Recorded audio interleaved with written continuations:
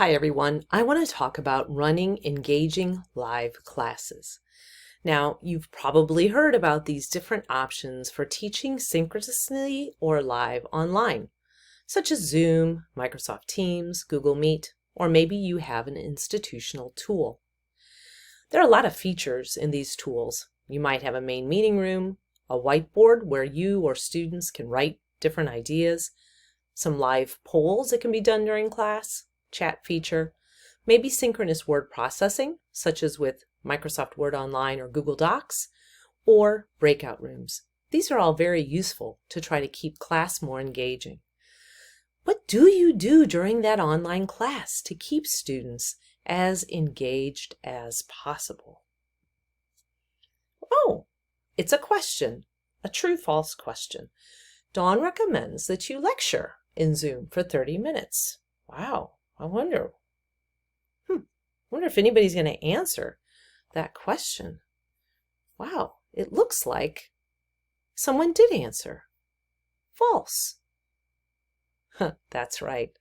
That is exactly right. Dawn does not recommend long Zoom lectures. Instead, break up your own talking with activities for students to do or for them to talk. You can use breakout rooms. For example, you could have students all watch a video together or for homework. Then you could send students to breakout rooms, have them complete a grid together in their small groups about which statements are fact and which ones are opinion. Of course, you're going to have to visit and monitor their discussions, and then have them come back to the main room and make sure they know the answers. Another way you can make your Zoom online class more engaging is to use a tool like Pear Deck to make class more interactive. In fact, Pear Deck is what we're using right now. That's how I had a student answer my question. You can use Microsoft PowerPoint Online or Google Slides. You add the Pear Deck plugin in, then you create some slides with text only, like I've had, and make some slides interactive.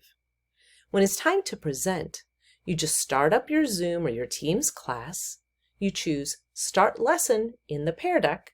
You have students open another browser and log into that Pear Deck with a code, or you can send a link, and they can watch your presentation either in Zoom or on the Pear Deck. At the interactive slides, you just give them directions. Here's what I mean.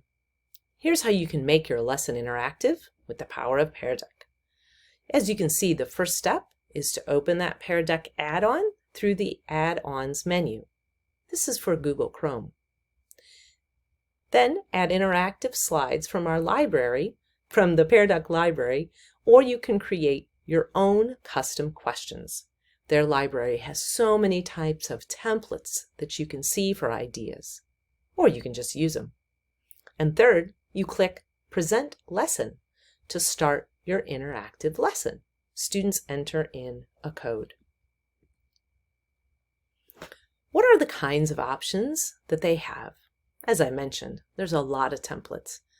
You can have multiple choice questions, or the true and false one, like I had earlier. You can have open-ended text responses where students type in their answers. They have a draw feature where students draw on their computers and then everyone can see it. All of these can be shared with the group or just shared with you. The drag feature where students can drag a picture to a location, or they can drag a name of a place on a map, for example. Here's some examples. Here's Interpret. You can ask your students, what do you think the author is trying to convey? Wow, I wonder if any students are going to answer this one.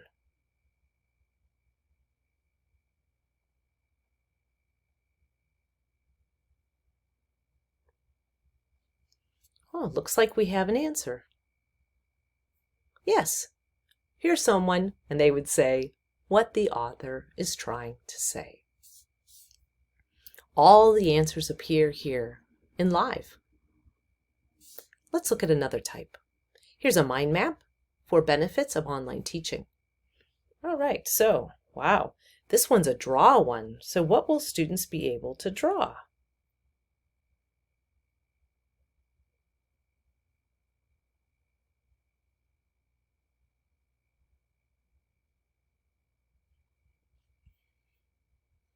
Wow, there's a big word, convenience, is over here. I wonder if anyone else is going to have anything.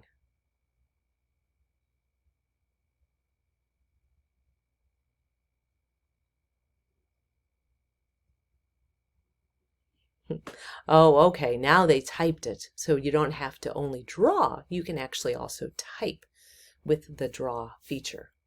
Then you just click hide responses and they go away. Here's another type, the drag feature. Drag your dot to how you're feeling.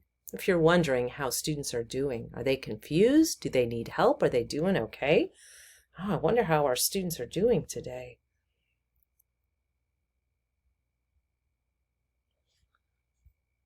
Oh, it looks like we might have a response. Okay, we have one student who drug their dot over here to say they understand. Here you'd be able to get live feedback on how your students are doing. And then you just hide responses. The bottom line is that Pear Deck is a great way to make your presentations more interactive. You can use it in a face-to-face classroom or in an online session. It is very easy for students to log in. You can share a link or have them enter a code. They do have to log in with a Google account. It is easy for you to present with. There are so many templates inside Pear Deck and options to help give you ideas. I recommend you try it, but as always, first practice with a friend or your family before using it with your class. Okay, thank you so much. Hope you can try it out.